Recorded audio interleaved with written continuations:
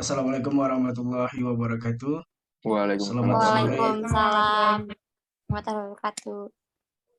selamat sore Bapak serta teman-teman semuanya.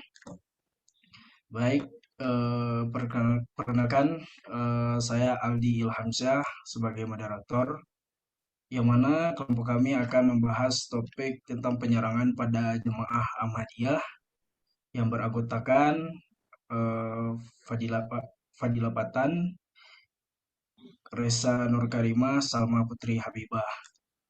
Kemudian sebagai presentasi selanjutnya yang akan dibacakan oleh Salma.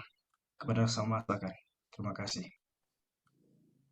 Saya akan membacakan tentang pendahuluan.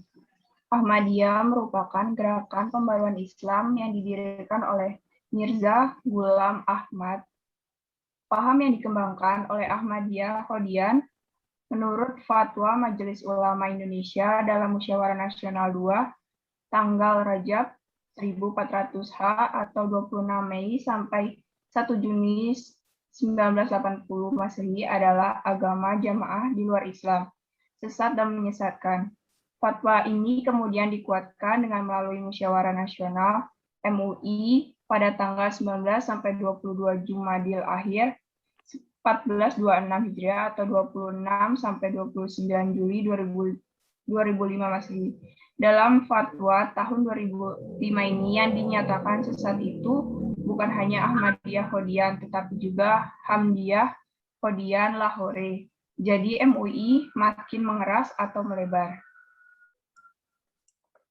Saya akan membacakan pasal 1 Undang-Undang PNPS nomor 1 tahun 1965 tentang pencegahan penyalahgunaan atau penodaan agama, yang berbunyi, setiap orang dilarang dengan sengaja di muka umum menceritakan, menganjurkan atau mengusahakan dukungan umum untuk melakukan penafsiran tentang suatu agama yang dianut di Indonesia atau melakukan kegiatan-kegiatan keagamaan yang menyerupai kegiatan-kegiatan keagamaan dari agama itu.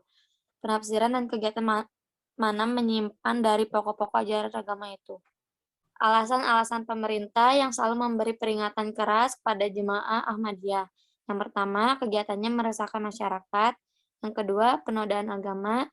Dan yang ketiga, kegiatan yang tidak sesuai lagi dengan AD atau ART-nya yang didaftarkan pada kehakiman pada tahun 1953. Perlindungan hukum terhadap hak kebebasan beragama Undang Dasar Republik Indonesia tahun 1945 dan Undang-Undang Nomor 39 tahun 1999 tentang hak asasi manusia dan Konvenan Internasional tentang hak sipil dan politik atau ISSPR. Selanjutnya contoh kasus. Forum Fungsi Negara dalam Atasi Ahmadiyah, Zafrullah Ahmad Ponto mengatakan SKB disalah tafsirkan, sedikitnya 3 orang dan 5 orang luka berat dalam bentrok antar warga dan jemaah Ahmadiyah di Desa Umbulan, Kecamatan Cikesik, Pandeglang, Minggu pagi. Kepolisian Pandeglang mengatakan insiden ini bermula dari permintaan warga agar jemaah Ahmadiyah menghentikan kegiatan dan meninggalkan desa tersebut.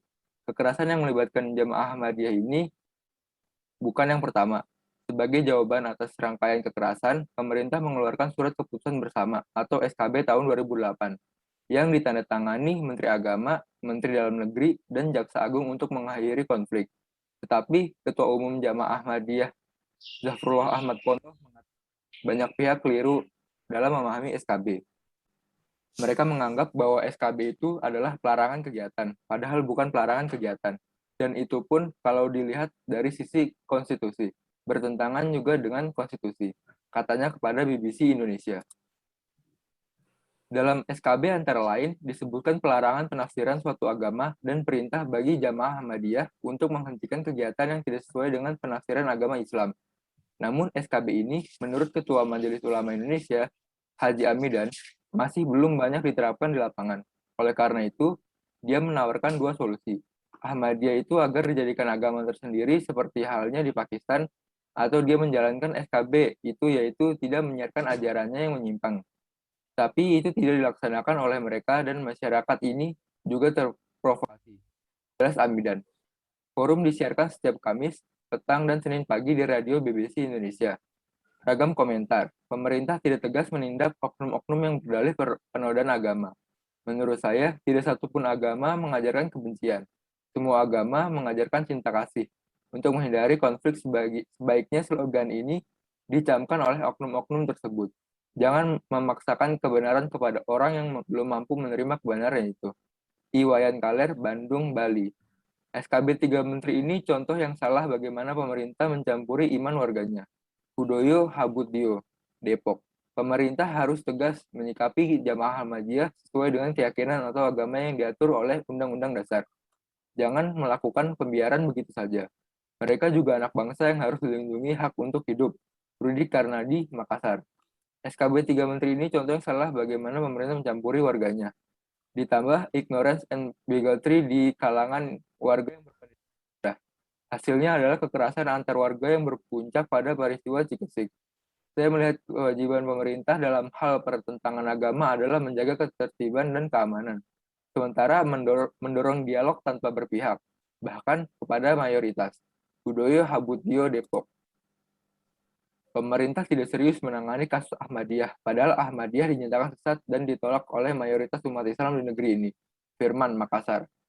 Fungsi negara dalam hal ini harusnya melihat lebih dalam lagi. Apa itu Ahmadiyah? Mengapa selalu menjadi objek kekerasan? Dowi Ahmad Arsya.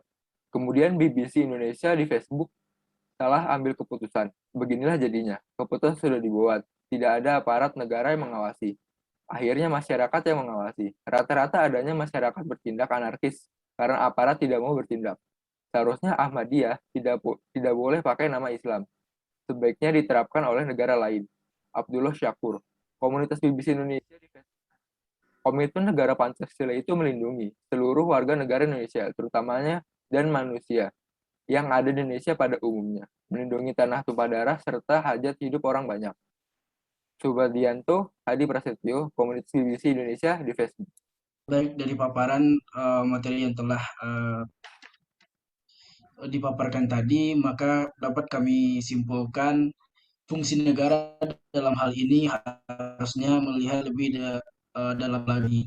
Apa itu Ahmadiyah? Saya rasa pemerintah harus tegas dalam menangani masalah ini karena masalah ini merupakan masalah yang sangat serius mengenai kebebasan beragama, apalagi sudah banyak jemaah Ahmadiyah yang menjadi korban kekerasan oleh oknum yang mengatasnamakan agama.